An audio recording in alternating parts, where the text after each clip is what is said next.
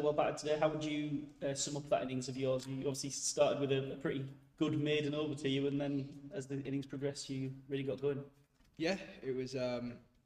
Obviously Archdeep's a very good bowler. I'm having a bit of trouble seeing the ball, if I'm being completely honest with you.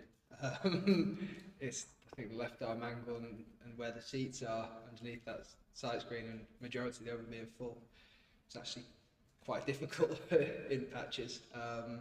But yeah, I suppose it gave me a few extra balls to sort of read the conditions and assess and communicate them. And then, once we got out the power play, fire a few shots back and get to a really good total. Yeah, it was.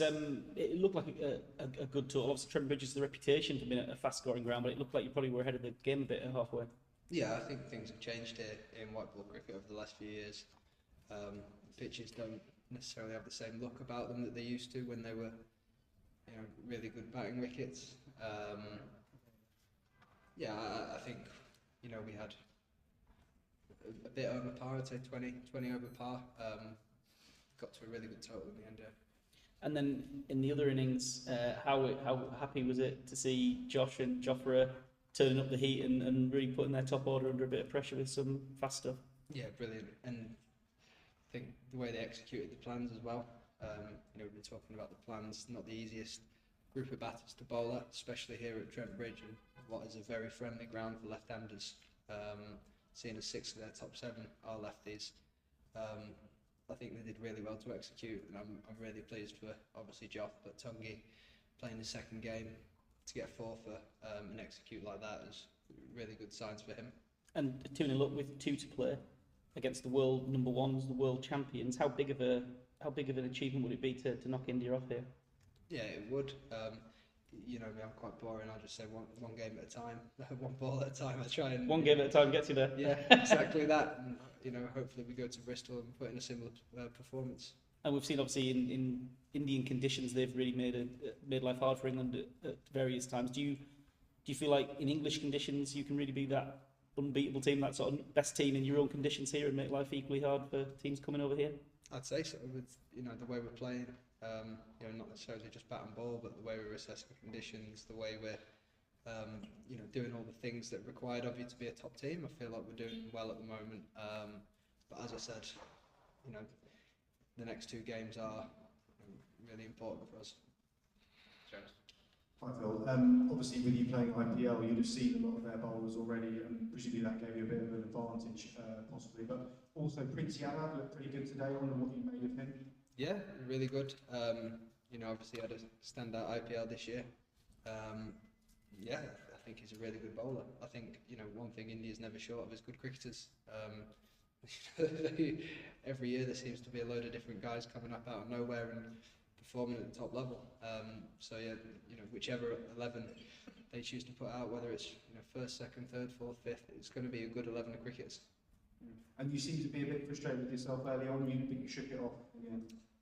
Yeah, part of being an opening batter in T20 cricket, especially when you're playing against sides like India, is getting off to a good start and putting them under pressure.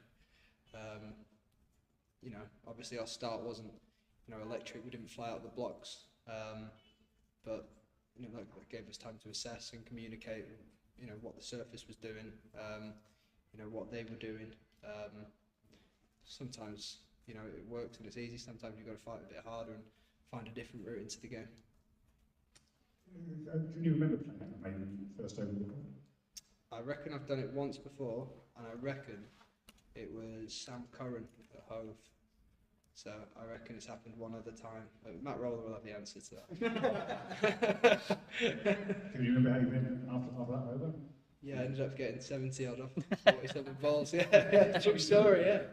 So obviously you famously go hard from ball 1, but did you get a bit twitchy when six has gone by and it's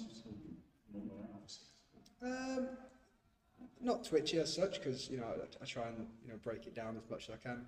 I think it's definitely foreign territory in T20 cricket, the way the game's going.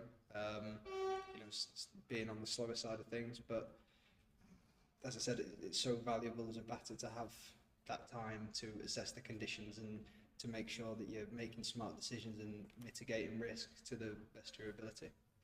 Of course, you weren't able to see the ball, excuse.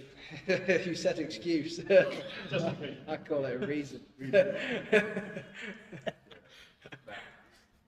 Phil, just want to tell us about the finger injury at the IPL. Were you ever in the mix to come back towards the end of that?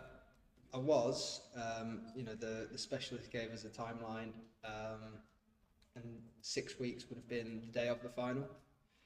I think it's probably going to be quite a big ask, to wait for it was a complete spiral fracture of whatever it's called, and they're not easy and they're not very straightforward breaks either. So it was always going to be a big ask to come back.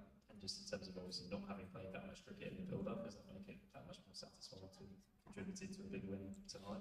Yeah, definitely. Anytime you put an England shirt on, you want to do well and you want to be the guy that puts the hand up. And that's sort of my thinking. I've not given it too much time. In fact, I've had a bit of time out. In my last game for RCB, I got a 50, and then a couple before that I got 50. So I was in relatively good form. So it's just about not trying to build up too quick to this and not being able to run before I can walk and just doing the basics really well. That's sort of where my head's been at.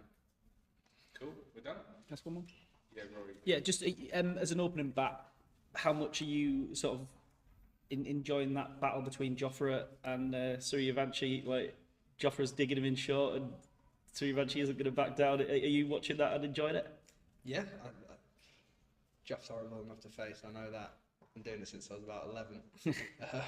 So it's nice to see someone else get the treatment for a change, yeah. And you're going to have 2 more games. You reckon Joff's going to go hard? I hope so. Thanks. Nice one.